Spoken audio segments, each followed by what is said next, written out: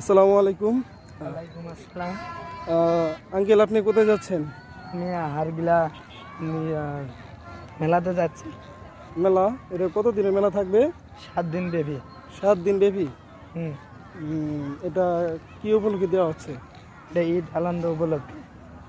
যাক, তাহলে আলহামদুলিল্লাহ ভালো। তো এখন কি আপনি সবার আগে যে কিসের সাফারি করবেন?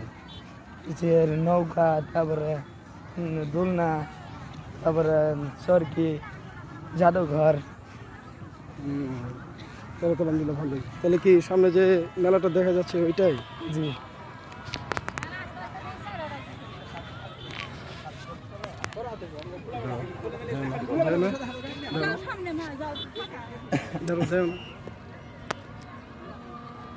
এটাই তাহলে হারকিলা বান্ধের